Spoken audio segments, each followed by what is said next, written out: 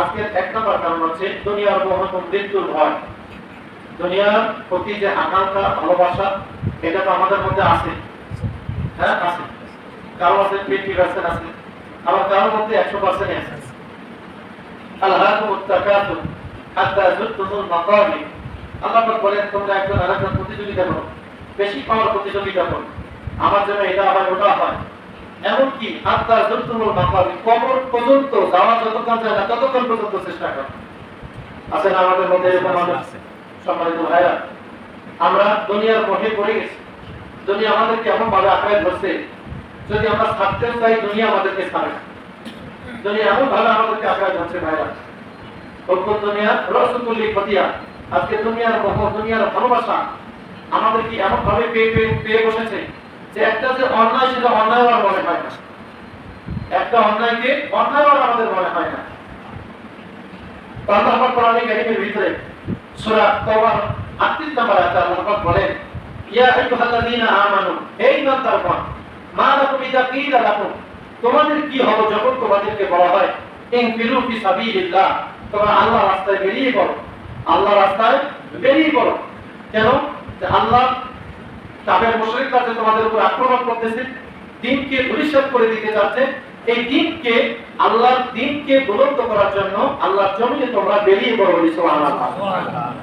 আল্লাহ পাক নির্দেশ দিয়েছেন, নির্দেশ দিয়ে আল্লাহ পাক এই কথাটি বলছেন, ইনফিরু ফি সাবিলিল্লাহ, তোমরা আল্লাহর রাস্তায় বেরিয়ে পড়ো। কিন্তু আমরা কি করি? আল্লাহ পাক বলেন আসাকাতুম ইলাল আরদ, তোমাদের বৈশিষ্ট্য হচ্ছে যে তোমরা জমিনকে আঁকড়ে ধরো। আল্লাহ পাক নির্দেশ দিতেছেন, নবী করিম সাল্লাল্লাহু আলাইহি সাল্লাম নির্দেশ দিতেছেন যে জিহাদের ময়দানে বেরিয়ে পড়ো, আল্লাহর রাস্তায় বেরিয়ে পড়ো, আল্লাহর দ্বীন প্রতিষ্ঠার কাজে বেরিয়ে পড়ো। আমাদের স্বভাব হচ্ছে আসাকাতুম ইলাল আরদ, জমিনকে আমরা আঁকড়ে ধরছি। কেউ যুক্তি দেখাইছে যে ইয়া রাসূলুল্লাহ, আমি যদি জিহাদের ময়দানে যাই তাহলে আমার বউ বাচ্চা সন্তান সন্ততি আছে, আমি যদি মরে যাই তাহলে কে এগুলাকে দেখাতে কি করবে? এগুলা দেখভাল কে করবে? ওই যে আমার যে খেজুর বাগানটা আছে ওদের ফল ফল বাড়ছে, আর আমি যদি যাই সব তো নষ্ট হয়ে যাবে, কেমনে চলবো? এই যে বিভিন্ন রকমের যুক্তি দেখায়া আসাকাতুম ইলাল আরদ, তারা তাদের বসতিতে কি করছে? ওইখানে তারা চেপে বসেছিল, আল্লাহর দ্বীন প্রতিষ্ঠার জন্য তারা বেরিয়ে পড়ে না। আল্লাহ পাক বলেন যে আরাদিতুম বিল হায়াতিদ দুনিয়া মিনাল আখিরাহ, তোমরা কি এই দুনিয়ার জীবন পায়ে সন্তুষ্ট হয়ে গেছো আখিরাতের চেয়ে? আখিরাতের চেয়ে এই দুনিয়ার জীবনটা পেয়ে কি তোমরা সন্তুষ্ট হয়ে গেছো? আল্লাহ পাক প্রশ্ন করেছেন ঈমানদারদেরকে যে তোমাদের কাছে কি দুনিয়াটাই বেশি প্রিয় আখিরাতের থেকে? দুঃখের বিষয় ভাইরা, আজকে আমাদের কাছে কিন্তু দুনিয়াটাই বেশি প্রিয় আখিরাতের থেকে, তাই না? দুনিয়াটাই বেশি আজকে আমাদের কাছে প্রিয়। আল্লাহ পাক কোরআনে কারীমে সূরা তাওবা 24 নম্বর আয়াতে বলেন, আটটা জিনিস উল্লেখ করে বলছেন যে আটটা জিনিস কি তোমাদের কাছে প্রিয়?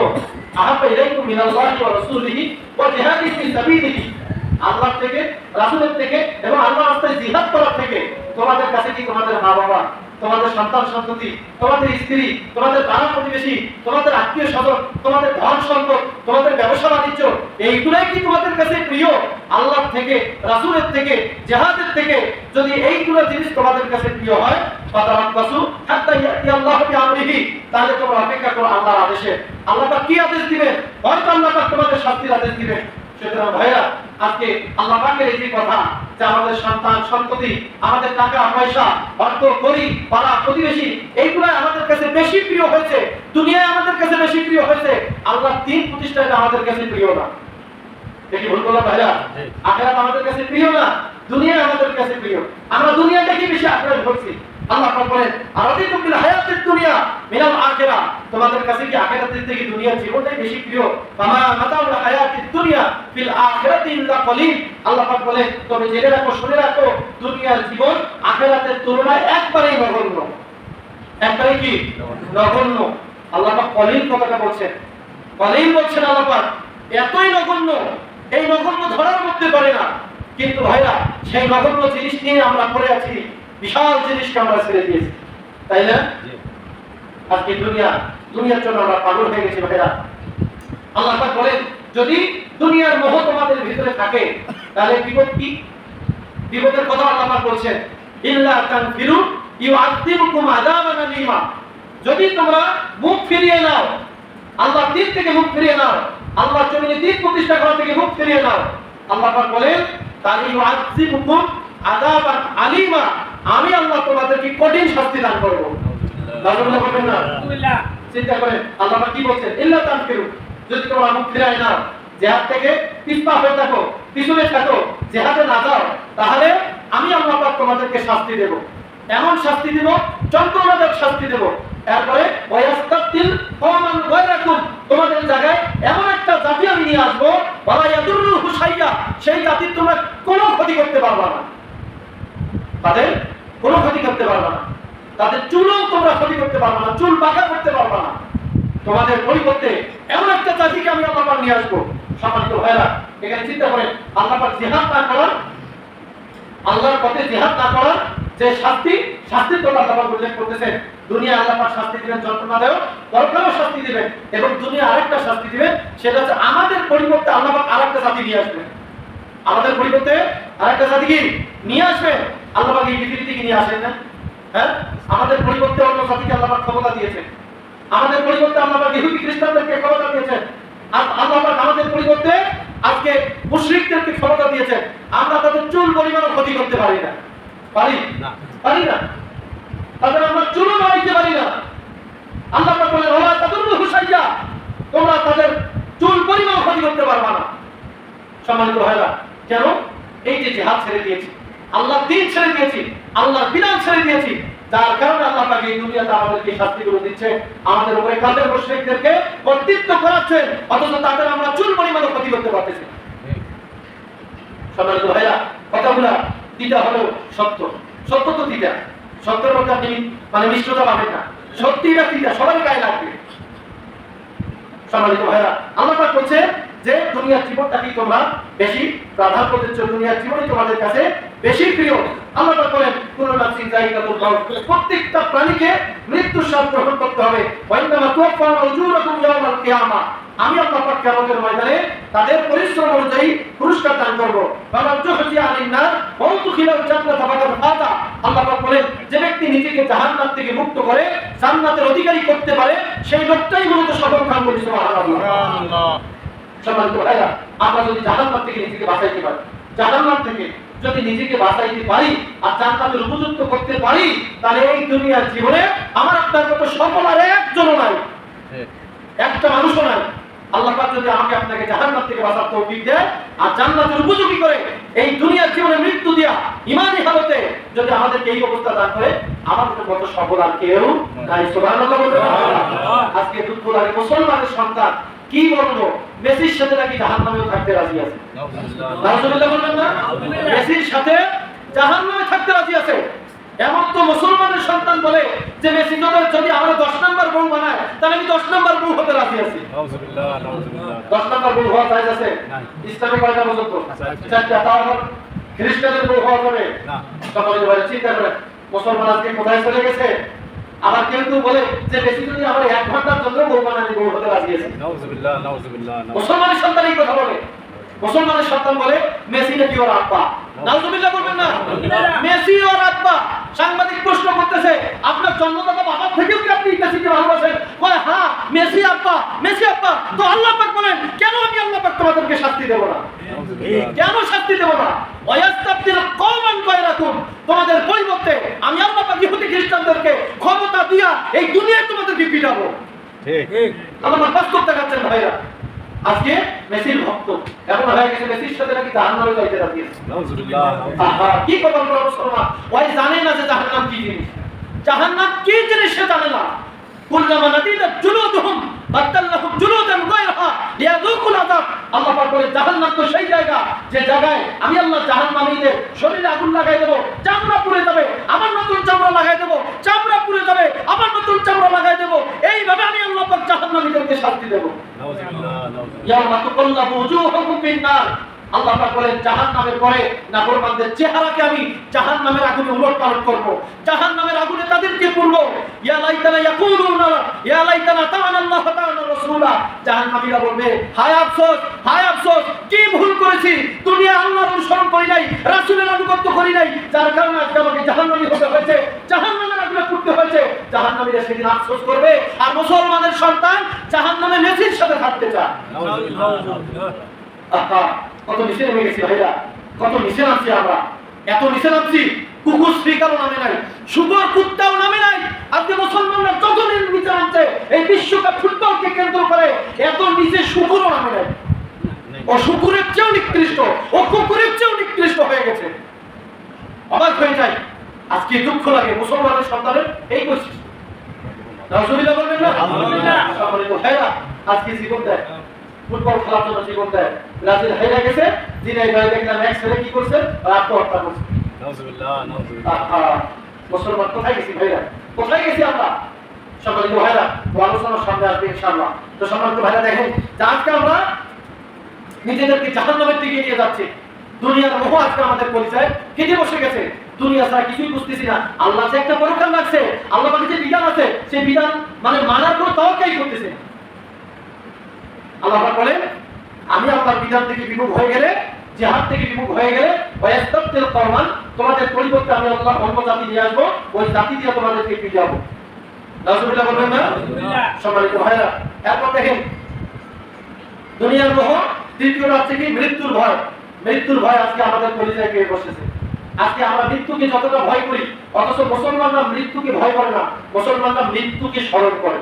মুসলমানরা মৃত্যুকে কি করে? স্মরণ করে। মৃত্যুকে তো ভয় করা কাফেরদের বৈশিষ্ট্য। কাফেররা মরণকে ভয় করে, কারণ তাদের কাছে দুনিয়ার জীবনটাই বড়। ইমানদারদের কাছে দুনিয়ার জীবন তো কিছুই না, তাহলে দুনিয়ার আবার মুর্শিদান মানুষ পারবে না। এই দুনিয়ার জীবন তো ইমানদারদের কাছে একটা দমকা হওয়া, ইমানদারদের কাছে একটা গল্প বলার সময়, ইমানদারদের কাছে একটা মরা প্রাণীর মতো এই দুনিয়ার জীবন। কিন্তু কাফের ইমানদের কাছে এই দুনিয়ার জীবন বিরাট কিছু। এই দুনিয়ার জীবনটাই তাদের কাছে জীবন, ইমানদারদের কাছে না। কিন্তু আজকে আমাদের কাছে দুনিয়াটাই বড় হয়ে গেছে, যার কারণে মৃত্যুকে আমরা ভয় করি। মৃত্যুকে কি করি? ভয় করি। নবী করিম সাল্লাল্লাহু আলাইহি ওয়াসাল্লাম বলেছেন, যখন ইমানদারদের ভিতরে দুইটা জিনিস দেখা যাবে, হুব্বুদ দুনিয়া ওয়া কারাহিয়াতুল মাউত, দুনিয়ার মহব্বত এবং মৃত্যুর ভয়, তখন পৃথিবীর সমস্ত কাফির মুশরিক বেঈমানরা একত্রিত হয়ে মুসলমানদেরকে শুধু পিটাবে। নাউজুবিল্লাহ বলবেন না? মুসলমানদেরকে কি করবে? পিটাবে। যেভাবে মানে কর্মপাল, যেভাবে খাদ্য গ্রহণ করার জন্য মানে পোকামাকড় খাদ্যের দিকে দৌড়ায় আসে, ওইভাবে কাফির মুশরিকরা মুসলমানদেরকে মারার জন্য দৌড়ায় আসবে। কয়টা কারণে? দুইটা কারণে, হুব্বুদ দুনিয়া, দুনিয়ার মহব্বত, এবং ওয়া কারাহিয়াতুল মাউত, মৃত্যুর ভয়, মৃত্যুকে অপছন্দ করা। এই দুইটা গুণে এখন মুসলমানদের মধ্যে আছে না? আছে। আমরা কি এখন চিন্তা করছি ভাইরা, কেন আমরা মাইর খাই? মাইর খাই এই কারণে যে দুনিয়া পেয়ে বসেছে আমাদেরকে, আর মৃত্যুকে আমরা ঘৃণা করতেছি, মৃত্যুকে অপছন্দ করতেছি। অথচ নবী করিম সাল্লাল্লাহু আলাইহি ওয়াসাল্লাম বলেছেন, মৃত্যু হচ্ছে মুমিনদের জন্য হাদিয়া। সুবহানাল্লাহ। বলে মৃত্যু মুমিনদের জন্য কি? হাদিয়া। এই হাদিয়া যদি আল্লাহ আমাদেরকে মেহেরবানি করে না দিত, আচ্ছা বলেন মরার পরে আল্লাহর সাথে আমাদের দেখা হইতো না? মরার পরে আল্লাহ আমাদেরকে জান্নাত দিত না? মরার পরে হুর পাইতাম, মরার পরে গেলমান পাইতাম, জান্নাতে সুখ স্বাচ্ছন্দ্য পাইতাম? এই জন্য নবী করিম সাল্লাল্লাহু আলাইহি ওয়াসাল্লাম বলেছেন, মৃত্যু হচ্ছে মুমিনদের জন্য তোহবা, মুমিনদের জন্য উপঢৌকন। সেই উপঢৌকনকে আমরা মুসলমানরা এখন ঘৃণা করি, এটা ভয় পাই, এটা সামনে দাঁড়াইতে ভয় পাই ভাইরা। তো আল্লাহ পাক বলেন, কেন তোমাদেরকে মার খাবে না? কেন তোমরা মার খাবে না দুনিয়ার সুখে? নবী করিম সাল্লাল্লাহু আলাইহি ওয়াসাল্লাম হাদিসে, হযরত সাহাবাদের বর্ণিত হাদিসে নবী করিম সাল্লাল্লাহু আলাইহি ওয়াসাল্লাম সুন্দর করে তুলে ধরেছেন। সাহাবায়ে কেরাম বলবেন, ইয়া রাসূলুল্লাহ, তখন কি মুসলমানদের সংখ্যা কম হবে? আল্লাহ বলেন যে না, তখন মুসলমানদের সংখ্যা কম হবে না, বরং মুসলমানদের সংখ্যা বেশি হবে। বেশি হওয়ার পর মুসলমানরা মার খাবে, বেশি হওয়ার পর মুসলমানরা মার খাবে। সুতরাং ভাইরা, দুনিয়ার মোহ আর মৃত্যুর ভয়, এই দুইটা জিনিস অন্তর থেকে মুছে ফেলতে হবে। দুনিয়ার মোহ, মৃত্যুর ভয় রাখা যাবে না। এরপরে দেখেন আল্লাহ পাক শাস্তি দিবেন যে সৎ কাজের আদেশ খারাপ কাজে বাধা প্রদান না করার কারণে, সৎ কাজের আদেশ না করার কারণে, খারাপ কাজে বাধা না দেওয়ার কারণে আল্লাহ পাক এই দুনিয়াতে শাস্তি পাঠায় দেন। আল্লাহ পাক কোরআনে কারীমের ভিতরে বলেন, লুইনাল্লাযীনা কাফারু মিন বানি ইসরাঈলা আলা লিসানি দাউদা ওয়া ঈসা ইবনে মারইয়াম। আল্লাহ পাক বলেন যে হযরত ঈসা ইবনে মারইয়াম এবং হযরত দাউদ আলাইহিস সালামের জমানে, হযরত দাউদ আলাইহিস সালাম এবং ঈসা আলাইহিস সালাম বনি ইসরাঈলীদের উপরে লানত করেছেন। বলি নাউজুবিল্লাহ। নাউজুবিল্লাহ। বনি ইসরাঈলীদের উপরে কি করেছেন? লানত করেছেন। কি কারণে লানত করেছেন? যে যালিকা বিমা আসাউ ওয়া কানু ইয়াতাদুন। এক নম্বর কারণ হচ্ছে যে তারা সকল প্রকার অন্যায় কাজ করত, সীমালঙ্ঘনের কাজ করত, যার কারণে ঈসা আলাইহিস সালাম তাদের প্রতি লানত করেছে, দাউদ আলাইহিস সালাম লানত করেছে, কানু লা ইয়াতানাহুনা আন মুনকারিন ফাআলুহু। এবং দ্বিতীয় কারণ হচ্ছে যে তারা তাদের চোখের সামনে একটা খারাপ কাজ দেখার পর বাধা দিত না। খারাপ কাজ দেখার পর কি বাধা দিত না, খারাপ কাজে বাধা দিত না, যার কারণে হযরত ঈসা আলাইহিস সালাম বনী ইসরাঈলীদের উপরে লানত করেছেন এবং হযরত দাউদ আলাইহিস সালাম লানত করেছেন বলে এটা কি শাস্তি ভাইরা? নবীরা লানত করেছেন, আল্লাহ লানত করে, নবী করিম সাল্লাল্লাহু আলাইহি ওয়াসাল্লাম লানত করেছেন যারা চোখের সামনে অন্যায় দেখার পরে ওরা শয়তানের মতো চুপ হয়ে থাকে। এটা মুসলমানদের ধ্বংসের কি কারণ? চতুর্থ কারণ হচ্ছে মুসলমানদের ধ্বংসের যে সৎ কাজের আদেশ না করা, খারাপ কাজে বাধা প্রদান না করা। আল্লাহ পাক আমাদেরকে সৎ কাজের আদেশ করার জন্য এই দুনিয়ায় পাঠাইছে। আল্লাহ পাক বলছে সূরা আল ইমরানের 103 নম্বর আয়াতে, ওয়ান্তাকুম মিনকুম উম্মাতুন ইয়াদউনা ইলাল খায়র, 104 নম্বর আয়াত, ওয়ান্তাকুম মিনকুম উম্মাতুন ইয়াদউনা ইলাল খায়র। আল্লাহ পাক বলেন তোমরাই হচ্ছে এমন জাতি যে তোমাদেরকে এই দুনিয়াতে প্রেরণ করা হয়েছে সৎ মানে কল্যাণের দিকে আহ্বান করার জন্য, ওয়ায়ামুরুনা বিল মারুফ সৎ কাজের আদেশ করার জন্য, ওয়ায়ানহাউনা আনিল মুনকার খারাপ কাজে বাধা প্রদান করার জন্য, ওয়াউলাইকা হুমুল মুফলিহুন। আল্লাহ পাক বলেন যারা এই কাজগুলো করবে, মানুষকে কল্যাণের দিকে আহ্বান করবে, খারাপ কাজে বাধা দিবে, ভালো কাজে নির্দেশ দিবে, তারাই হচ্ছে সফলকাম। বলি সুবহানাল্লাহ। দুনিয়ায় যদি আমরা সফলতা পাইতে চাই তাহলে মানুষকে কল্যাণের দিকে আহ্বান করতে হবে, ভালো কাজের আদেশ করতে হবে, খারাপ কাজে বাধা দিতে হবে। সম্মানিত ভাইরা, আল্লাহ পাক বলেন এই লোকগুলো হচ্ছে সফলকাম। সুবহানাল্লাহ সুবহানাল্লাহ। তাহলে আমরা যদি সফলতা লাভ করতে চাই তাহলে এই কাজগুলো করতে হবে। সংক্ষেপে শুধু বলি, এরপরে মুসলমানদের ধ্বংসের পঞ্চম কারণ হচ্ছে সুদী অর্থ ব্যবস্থা এবং হারাম উপার্জনের বিস্তার। সুদী অর্থ ব্যবস্থা আমাদের সমাজ ব্যবস্থা বলেন তো জাকাত ভিত্তিক অর্থ ব্যবস্থার উপর প্রতিষ্ঠিত না, কিসের উপরে? সুদ ভিত্তিক অর্থ ব্যবস্থা। ব্যাংক ব্যালেন্সগুলোর দিকে তাকায় দেখে সুদ ভিত্তিক অর্থ ব্যবস্থার উপরে দাঁড়িয়ে আমাদের গোটা সমাজ ব্যবস্থা সুদের উপরে দাঁড়িয়ে। আমরা অনেকে মনে করি যে শুধু নামাজ পড়লাম, রোজা রাখলাম, এই ইবাদত বন্দেগীগুলো করলাম, এমনিতেই পার হয়ে গেলাম, এমনটা না ভাইরা। ইসলামী শরীয়তে মুআমালাতের বিষয় আছে, মুআমালাত লেনদেন চুক্তি এগুলোর বিষয় আছে, আপনার হালাল হারামের বিষয় আছে, এইগুলো হচ্ছে মুআমালাতের অন্তর্ভুক্ত। এই হালাল হারামগুলো যদি আমরা মেনে চলতে না পারি, রোজা রাখলেও কোনো কাজ নাই, নামাজ পড়লেও কোনো কাজ নাই। বুঝতে পারছেন? শুধু ইবাদত নিয়ে আমরা পড়ে আছি, কিন্তু মুআমালাতের বিষয়, মুআশারাতের যে বিষয়গুলো, সামাজিক লেনদেনের বিষয়গুলো, সেগুলো ধারের কাছে আমরা নাই। আজকে দেখেন যে এখন বাজারে বের হয়েছে কারেন্ট টাকা। কারেন্ট টাকা আছে? কারেন্ট টাকা মানে 1020 টাকা দৈনিক। হাজারে কয় টাকা? 20 টাকা। হাজারে 20 টাকা সম্ভবত দৈনিক কারেন্ট টাকা। এটাকে কারেন্ট টাকা বলা হয়। আজকে দেখেন তো সুদ কোন জায়গায় নেই ভাইরা। চিন্তা করে আজকে অনেক ব্যবসায়ী ভাইরা আছে মানে সুদের উপরে টাকা নিয়ে আবার ব্যবসা করতেছেন। আমি অনুরোধ করবো এই কাজগুলো করেন না, এগুলো থেকে সর্বোচ্চ পরিহার করার চেষ্টা করেন, পিছিয়ে থাকার চেষ্টা করেন ভাইরা। আল্লাহ আমাদেরকে তৌফিক দান করে দিন। আমিন। এই যে আমাদের সমাজ ব্যবস্থায় সুদ ভিত্তিক সমাজ ব্যবস্থা বলেন, এই সুদ ভিত্তিক সমাজ ব্যবস্থা দূর করার দরকার আছে না? এই সুদ ভিত্তিক সমাজ ব্যবস্থা যদি আমরা দূর করতে চাই তাহলে ইসলামকে ক্ষমতায় বসাতে হবে। ইসলাম যতদিন ক্ষমতায় বসাতে পারবো না ততদিন পর্যন্ত সুদ ভিত্তিক অর্থ ব্যবস্থা দূর করা সম্ভব না। ইসলাম যদি প্রতিষ্ঠিত হয় তাহলে যাকাত ভিত্তিক অর্থ ব্যবস্থা প্রতিষ্ঠিত হবে।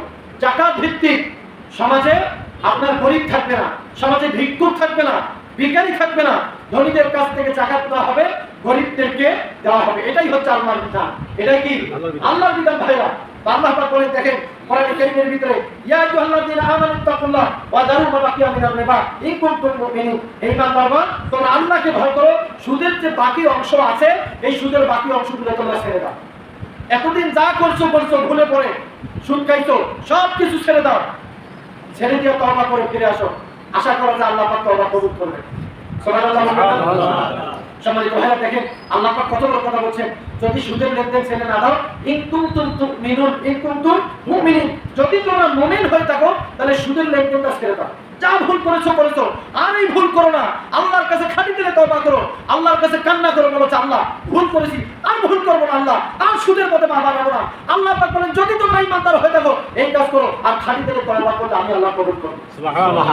ভাইরা আমরা ভুল করেছি, আসেন ফিরে আসেন, আল্লাহর প্রতি ফিরে আসেন। এই সুদের লেনদেন করিয়েন না, সুদের সাথে সম্পর্ক রাখা যাবে না। এরপর আল্লাহ বলেন বাইলাম তাবানু ফাতাবু বিহাবিন আল্লাহ রাসূলিহি, যদি তোমরা এই সুদের লেনদেন ছেড়ে না দাও আল্লাহ রাসূলের পক্ষ থেকে যুদ্ধের প্রস্তুতি গ্রহণ করো। আল্লাহ রাসূলের বিরুদ্ধে যুদ্ধ করার প্রস্তুতি গ্রহণ করো। আচ্ছা বলেন ভাইরা আল্লাহ রাসূলের বিরুদ্ধে যুদ্ধ করার ক্ষমতা আমাদের আছে? যদি এইটা আমরা গ্রহণ করি, এটা অর্থ হচ্ছে দুনিয়াও ধ্বংস, পরকালেও কি ধ্বংস। তাহলে সুদ ব্যবস্থা হচ্ছে এই দুনিয়ায় মুসলমানদের পতনের কারণ, পরকালে মুসলমানদের ধ্বংসের কারণ। সুতরাং এই সুদ ব্যবস্থার সাথে মুসলমানদের সম্পর্ক থাকতে পারে না। সম্মানিত ভাইরা, এই বিষয়গুলো আমরা চিন্তা করি না। আজকে পুরো পৃথিবীতে মুসলমানরা মার কেন খাচ্ছে? কেন আল্লাহ পাক মুসলমানদেরকে মার খাচ্ছেন? কাফেররা মুশরিকদের কি দিয়া? কারণ আমাদের মধ্যে সুদের মতো জঘন্য অপরাধ আছে, সুদের মতো জঘন্য অপরাধ আছে।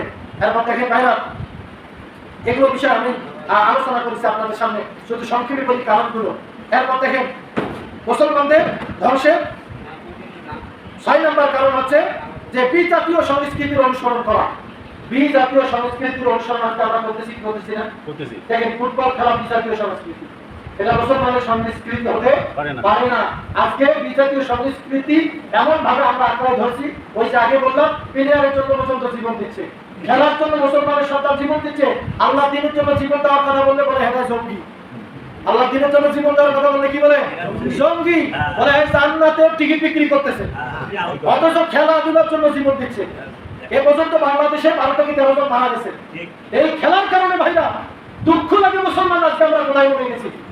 মানে পতাকা, আর্জেন্টিনার পতাকা টাঙ্গাইতে গিয়া বিদ্যুৎ স্পৃষ্ট হয়ে মারা যায়।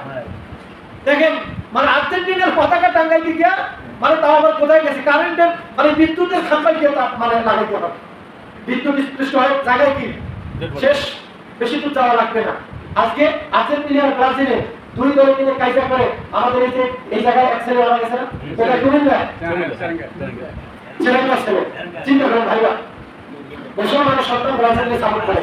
যে ব্রাজিল মুসলমানদের শত্রু, জাত শত্রু, চির শত্রু, যে আর্জেন্টিনা মুসলমানদের চির শত্রু, সেই আর্জেন্টিনা ব্রাজিলকে মানে মানে ক্রন্দন করে একজন আরেকজনকে মাইরা ফেলে। এই হচ্ছে আমরা মুসলমান। কিসের মুসলমান বলেন তো? কোথায় আছে আমাদের মুসলমানিত্ব? আমরা কত নিচে নেমে গেছি ভাইরা। আজকে ব্রাজিলের জন্য জীবন দিচ্ছে। আহা, দুঃখ লাগে। বেশি দূর যাওয়া লাগবে না, আমাদের জলডাঙ্গা থানায় পাশের থেকে চ্যালেঞ্জ কাছে যায়, সেখানে ব্রাজিলের একজন সমর্থককে কুমিল্লার 2 জন মানে কয়েকজনে মিলে পিটাইয়া হত্যা করছে। সম্মানিত ভাইরা, আমরা আমাদের বিবেকীরা চিন্তা করতে হবে আজকে আমরা কোথায় চলে গেছি। পশুর বৈশিষ্ট্য আজকে আমাদের মধ্যে ঢুকে গেছে ভাইরা, বিজাতীয় সংস্কৃতি আমাদের মধ্যে ঢুকে গেছে। আজকে দেখেন যে কতজন মারা গেছে গোটা পৃথিবীতে, মানে হিসাব করেন আমরা পৃথিবীতে মুসলমানের সংখ্যার দিক থেকে সম্ভবত তৃতীয় কি চতুর্থ মুসলমান, মানে পৃথিবীতে মুসলমানের সংখ্যার দিক থেকে কি পৃথিবীতে আমরা সম্ভবত চতুর্থ, দ্বিতীয়। আগে মানে দ্বিতীয় ছিল, এখন চতুর্থ হয়েছে সম্ভবত। চতুর্থ সংখ্যাগরিষ্ঠতার দিক থেকে, মুসলিম সংখ্যাগরিষ্ঠতার দিক থেকে। একটু চিন্তা করেন যে মানে যে দেশে মুসলমানের সংখ্যা বেশি, আজকে গোটা পৃথিবী দেখিয়া মানে মানুষ মারা গেছে 5 থেকে 7 জন, আর আমাদের বাংলাদেশেই মারা গেছে মানে 11 থেকে 12 জন। আরো মানে হয়তো 2-1 দিন আগে আরেকজন মারা গেছে, 13 জন মারা গেছে। চিন্তা করেন তো, একটু চিন্তা করেন ভাইরা, মানে কত পাগল হয়ে গেছি আমরা যে গোটা পৃথিবীতে 5 থেকে 6 জন মারা গেছে, আর শুধু বাংলাদেশে মারা গেছে 12 থেকে 13 জন। নাউজুবিল্লাহ বলবেন না? আল্লাহ বলেন কেন পিটানি খাওয়াবেন না? কেন আল্লাহ পিটানি খাওয়াবেন না? ইহুদি খ্রিস্টানদের দ্বারা আমাদেরকে, মুসলমানদের কেন ধ্বংস হবে না ভাইরা? আজকে অবাক হয়ে যায়। বাংলাদেশে দেখেন, আমি এগুলো নোট করে নিয়েছি, এগুলো বলতে গেলে অনেক সময় দরকার আছে, সেগুলো আমরা বলতে যাবো না। সম্মানিত ভাইরা, আজকে বাংলাদেশে শুধু সংখ্যাটা বললাম 12 থেকে 13 জন। এরপরে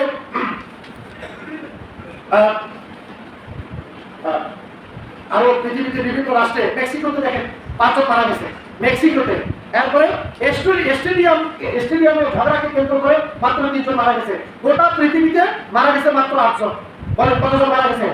8 জন। আর বাংলাদেশে মারা গেছে 12 থেকে 13 জন।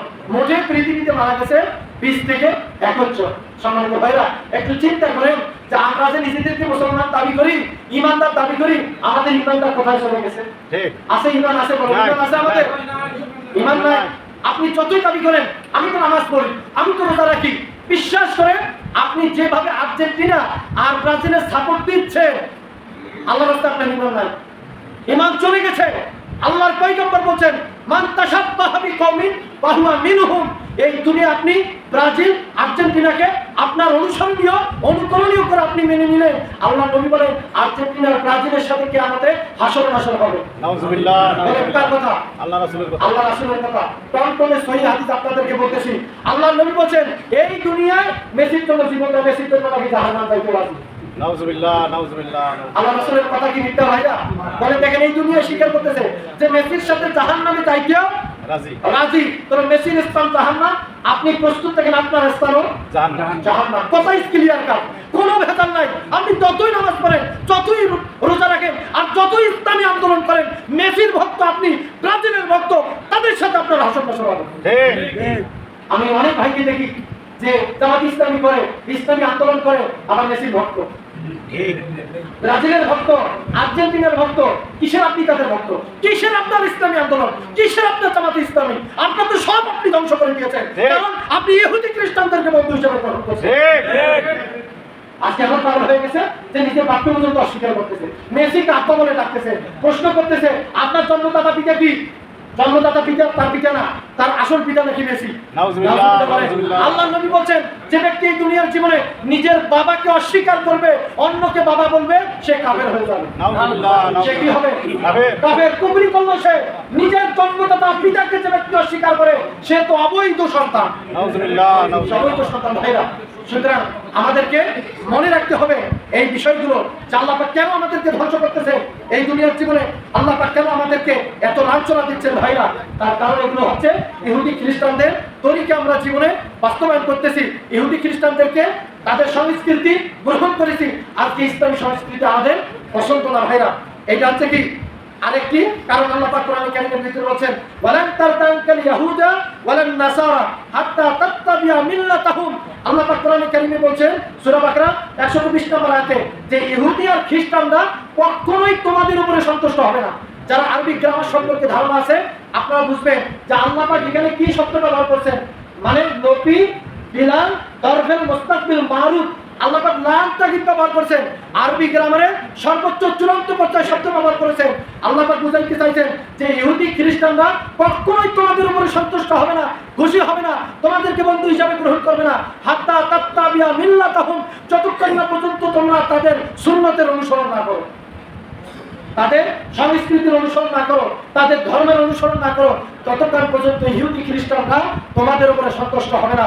ভাইরা খুব চিন্তা করেন তো, ইহুদি খ্রিস্টানদের এই ধর্মের অনুসরণ আমরা করতেছি কিনা? অনেকে হয়তো মন খারাপ করবে, মন খারাপ করলে আমার কিচ্ছু যায় আসে না। আমি ওই যে বিশ্বকাপ ফুটবল খেলা নিয়ে আলোচনা করেছি যে এই খেলা দেখা হারাম, দেখছি আমার অনেক মুসলিম আমার প্রতি মন খারাপ করছে, অনেক মুসলিম মন খারাপ করছে, আমাকে প্রশ্ন করেছে ভাই আমি চাই আপনার পরকাল ঠিক হোক। আপনি বিশ্বাস করেন আল্লাহর নামের কসমকে বলতেছি, আমি চাই আমি আপনি পরকালে জান্নাতে থাকতে চাই। আমি চাই আপনার পরকালটা ঠিকঠাক। আপনি যতই মন খারাপ করেন না কেন, এই সত্য কথাগুলো আমি বলে যাব। যতই আপনি মন খারাপ করেন না কেন, আমি এর থেকে পিছপা হব না, কেন আমি চাই আপনার পরকাল ঠিকঠাক। আপনি পরকালে আল্লাহর দরবারে খাঁটি ইমানদার হয়ে বেঁচে যান, আল্লাহর দরবারে উঠেন, এইটাই আমি মনে প্রাণে চাই। আল্লাহ পাক বলেন যারা ইহুদি খ্রিস্টানদের এই তরিকা হাত্তা তাত্তাবিয়া মিল্লাতাহুম, আল্লাহ পাক বলেন কুল ইন্না হুদাল্লাহ ওয়াল হুদা। হে নবী আপনার উম্মতদেরকে আপনি বলে দেন যে আল্লাহ পাক যে হেদায়েত দিয়েছেন, যে পথ দিয়েছেন, যে সিরাতুল মুস্তাকিম দিয়েছেন, এইটাই প্রকৃত পথ। ইহুদি খ্রিস্টানদের পথ, ইহুদি খ্রিস্টানদের সুন্নাহ, এটা তাদের ধর্মীয় কোনো নিদর্শন হতে পারে না।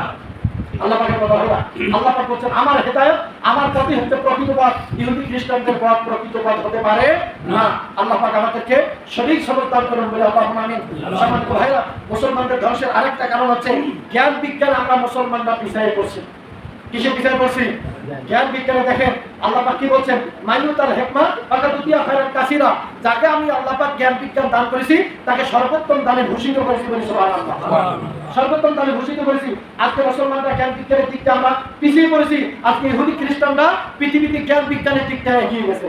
যাই কি চাই না, এটা হচ্ছে মুসলমানদের ধ্বংসের যতগুলো কারণ, এটিও একটি কারণ ভাইরা। আজকে আমরা অনেকে ফতোয়া দেই যে অস্ত্র তৈরি করে কি করব। আরে বাবা, অস্ত্র তৈরি না করলে আল্লাহর পয়গম্বরের থেকে কি আপনি বেশি বুজুর্গ হয়েছেন? আল্লাহর পয়গম্বরের থেকে বেশি বুজুর্গ এই দুনিয়ায় কেউ আছে? তা আল্লাহর পয়গম্বর যদি জিহাদের ময়দানে তীর ব্যবহার করতে পারেন, জিহাদের ময়দানে ঘোড়া ব্যবহার করতে পারেন, অস্ত্র ব্যবহার করতে পারেন, তাহলে আপনাকে আমাকে অস্ত্র ব্যবহার করার দরকার আছে না? তাহলে জিহাদের ময়দানে রাসূলুল্লাহ তরবারি ব্যবহার করছেন, তখন তো সেইটা ছিল। এখন কি আর তরবারি নিয়ে কাফের মুশরিকদের বড় বড় অস্ত্রের সামনে দাঁড়ালে কাজ হবে না। ওরা আপনার যদি একটা টিক দিন আপনি শেষ, টিক দিলে আপনি শেষ, বাংলাদেশ ধ্বংস হয়ে যাবে। সম্মানিত ভাইরা, মুসলমানদের ধ্বংসের কারণ হচ্ছে মুসলমানরা জ্ঞান বিজ্ঞানে আমরা পিছাই পড়ছি ভাইরা। তবে হ্যাঁ, মুসলমানরা জ্ঞান বিজ্ঞানে আমরা পিছাই ছিলাম না। আমরা যদি অতীত যারা জ্ঞান বিজ্ঞানী মানে জ্ঞানী ছিল, বিজ্ঞানী ছিল, তাদের যদি আমরা ইতিহাসগুলো পড়ি ভাইরা, আপনারা অবাক হয়ে যাবেন। এই পৃথিবীতে আমি তো মনে করি এই পৃথিবীতে যাহা কিছু আমরা দেখতে পাই, এই যে ফ্যান ঘরে, এটা মুসলমানদের অবদান। এই যে ক্যামেরা দিয়ে যে রেকর্ড হচ্ছে, এটাও মুসলমানদের অবদান। এই যে বড় বড় অস্ত্র শস্ত্র আজকে ইহুদি খ্রিস্টানরা তৈরি করেছে, প্লেন তৈরি করেছে, সব কিছুর পিছনে মুসলমানদের হাত। সুবহানাল্লাহ বলবেন না? একটা বই আছে 1001 মানে মুসলিম সভ্যতার 1001 আবিষ্কার, একটা বই আছে ভাইরা। মুসলমানদের 1001টা আবিষ্কার আছে। এর ভিত্তিতে একটা বই মানে রচনা করা হয়েছে, যেখানে মানে বর্তমান সময়ে যতগুলো বৈজ্ঞানিক উৎকর্ষতা আমরা দেখি, সব কিছুর পিছনে মুসলমানদের হাত, সব কিছুর পিছনে মুসলমানদের হাত। ভাইরা একটু মানে আপনাদের সামনে একটু দুই একটা আমি মানে এই বৈজ্ঞানিক বিষয়গুলো একটু তুলে ধরি। সেটা হচ্ছে এই যে বর্তমানে যে ক্যামেরা, এই যে স্মার্টফোনের যে ক্যামেরা, এর পেছনে কাদের হাত? মুসলমানদের হাত। দেখেন, ক্যামেরা অবস্কিউরা বলা হয়, ক্যামেরা অবস্কিউরা। প্রাচীনকালে গ্রিক বিজ্ঞানী তারা মনে করত যে মানুষের শরীর থেকে যে তাপমাত্রা বের হয়, এইটার কারণে মানুষ তার চোখ দিয়ে অন্য মানুষকে দেখতে পায়। দেখেন, মানে আপনার শরীর থেকে যে তাপমাত্রা মানে মানুষের চোখ থেকে যে মানে রেডিয়েশন বের হয়, যে আলো বের হয়, যে তাপমাত্রা বের হয়, এইটার ভিত্তিতে মানুষ আরেকজন মানুষকে দেখে। মানে প্রাচীন গ্রিক বিজ্ঞানী তারা এইটা ধারণা দিয়েছে, কিন্তু মুসলমান বিজ্ঞানীরা এইটাকে মিথ্যা প্রমাণ করে তারা বলছে যে না, মানুষের শরীরে সূর্য থেকে যে আলো আসে কিংবা অন্যভাবে মানে তাপ মানে আলো যে মানুষের শরীরে পড়ে, সেইখান থেকে ওই মানুষের শরীরের তাপটা আমাদের চোখে আসে, বিকিরণ করে, যার কারণে আমরা মানুষকে দেখতে পাই। যার কারণে মানুষকে কি দেখতে পাই? অন্ধকার ঘরে আমরা একটা মানুষকে দেখতে পাই না। কেন দেখতে পাই না? কারণ তার শরীরে যে একটা আলো লাগবে অন্য মানুষের, সেই আলোটাই তো তার শরীরে লাগে না, যার কারণে আমরা দেখতে পাই না হয় অন্ধকারে। তো দেখেন, একজন মুসলিম বিজ্ঞানী নাম হচ্ছে ইবনে হাইসাম, তিনি সর্বপ্রথম একটা অন্ধকার ঘরে একটা ছিদ্র করে, অন্ধকার ঘরে কি করে? ছিদ্র করে। ছিদ্র করার পরে মানে এই ছিদ্রর কিছু দূর সামনে একজন ব্যক্তিকে দাঁড় করায় দেন, কিছু দূর সামনে কি একজন ব্যক্তিকে দাঁড় করায় দেন। দেওয়ার পরে ওই যে সূর্যের আলো এই ব্যক্তির গায়ে এসে পড়ে। এই ব্যক্তির গায়ে সূর্যের আলো পড়ার কারণে ওই যে ঘরের যে ছিদ্র, ঘরের ছিদ্র দিয়া এই ব্যক্তির শরীরের যে মানে ছায়াটা, যে আলোটা, এইটা ঘর দিয়া প্রবেশ করে ঘরের মধ্যে যে দেওয়াল আছে, দেওয়ালের উপরে উল্টা ভাবে এই ব্যক্তির ছায়াটা গিয়ে পড়ে। তো এই বিজ্ঞানী প্রমাণ করেছেন যে আমাদের চোখের আলো দিয়ে আমরা একটা মানুষকে দেখি, এইটা মিথ্যা থিওরি। বরং সূর্যের আলো কিংবা অন্য আলো একটা মানুষের গায়ে যখন পড়ে, তার গা থেকে একটা যে আলো বের হয়, ওই আলোর কারণে আমরা ওই ব্যক্তিকে দেখতে পাই। সুবহানাল্লাহ বলবেন না? তো এই বিজ্ঞানী তিনি প্রমাণ করেছেন যে মূলত চোখ থেকে আলো বিকৃত হয়ে আমরা দেখতে পাই না। যেমন অন্ধকার ঘরের ভেতরে এই ছিদ্র দিয়ে এই অন্ধকার থেকে যেমন দেখা যায় না, অনুরূপভাবে তাহলে সম্মানিত ভাইরা, এই যে আধুনিক যে এই যে ক্যামেরা, এই ক্যামেরার পিছনেও মুসলমানদের হাত আছে। সুবহানাল্লাহ বলবেন না? সম্মানিত ভাইরা, দেখেন বর্তমান সময়ে আরেকটা বিষয় আছে, ক্র্যাঙ্কশ্যাফট মানে একটা থিওরি। এইটার অধীনে আমরা যে বাইসাইকেল চালাই, এই বাইসাইকেল চলে। এরপরে এই যে ট্রেন, এই ক্র্যাঙ্কশ্যাফট থিওরির উপরে কি চলে, বাস, ট্রাক, জাহাজে, এগুলো এই থিওরির উপরে চলে। এই থিওরিটা আবিষ্কার করছে একজন মুসলমান। সুবহানাল্লাহ বলবেন না? এরপরে দেখেন পৃথিবীতে রাসায়নিক পাথর, এইটাও কি মুসলমানদের আবিষ্কার। এরপরে আরো অনেক কি আধুনিক অস্ত্রোপচার, যে অস্ত্রোপচারের ক্ষেত্রে যে যন্ত্রপাতিগুলো লাগে, এই যন্ত্রপাতিগুলো আবিষ্কার করেছেন মুসলমানরা। বর্তমান সময় আধুনিক যে হাসপাতাল ব্যবস্থা আমরা দেখতে পাই, এটাই মুসলমানরা সর্বপ্রথম এই আধুনিক হাসপাতাল আবিষ্কার করেছে বলি সুবহানাল্লাহ। একজন মুসলিম বিজ্ঞানী সর্বপ্রথম তিনি অস্ত্রোপচারের 200 উপরে বেশি যন্ত্রপাতি দিয়ে আবিষ্কার করেছেন বলি সুবহানাল্লাহ। সম্মানিত ভাইরা, মুসলমানরা পিছায় ছিল না জ্ঞান বিজ্ঞানে, কিন্তু কৌশল করে মুসলমানদেরকে জ্ঞান বিজ্ঞানে পিছায় দেওয়া হয়েছে। আর ওই মুসলমানদের থিওরিগুলোকে মানে ইহুদি খ্রিস্টানরা চুরি করে, তারা আজকে প্রয়োগ করে জ্ঞান বিজ্ঞানের শীর্ষ চূড়ায় পৌঁছে গেছে, যার কারণে আজকে তারা এই পৃথিবীকে শাসন করতেছে, যার কারণে আমরা মুসলমানরা ক্ষতিগ্রস্ত হয়েছি। ভাইরা, তারা আল্লাহ পাক বলেন যে মুসলমানদের ধ্বংসের যতগুলো কারণ আছে, অন্যতম কারণ হচ্ছে জ্ঞান বিজ্ঞানের পিছায় পড়া। জ্ঞান বিজ্ঞানে কি বলা? পিছায় পড়া। আল্লাহ পাক আমাদেরকে সঠিক সমঝ দান করুন বলে আল্লাহুম্মা আমিন। সম্মানিত ভাইরা, এরপর আরেকটা বিষয়, সেটা হচ্ছে ইসলামী ফাউন্ডেশন থেকে বলা নাকি একটা চিঠি এসেছে, সেটা হচ্ছে যে জুলাই যোদ্ধা যারা আছে, যারা শহীদ হয়েছে, তাদেরকে তাদের রুহের মাগফিরাতের জন্য দোয়ার কথাটি বলা হয়েছে, মোনাজাতের কথা। এবং শেষে আরেকটা বিষয়, সেটা হচ্ছে আমাদের মসজিদের কাজ নির্মাণাধীন, আপনারা দেখতেছেন, জানেন। তো আল্লাহর রাস্তে, আল্লাহর ঘরে আমরা বেশি বেশি করে দান করতে পারবো তো ভাইরা? ইনশাআল্লাহ দান করে দান করবো ভাইরা। কখন যে চলে যাবো কোনো গ্যারান্টি নেই। আমাদের অনেকের মা বাবা আজকে অন্ধকার কবরে পড়ে আছে, অন্ততপক্ষে তাদের মাগফিরাতের জন্য আমরা যেন কেউই এই দান করা থেকে মাহরুম হবো না। মাহরুম হবো ভাইরা? আল্লাহ পাক আমাদেরকে তৌফিক দান করে দিবেন। আল্লাহুম্মা আমিন। যারা জানা কাছে সুন্নাত মানে সুন্নাত আদায় করেন।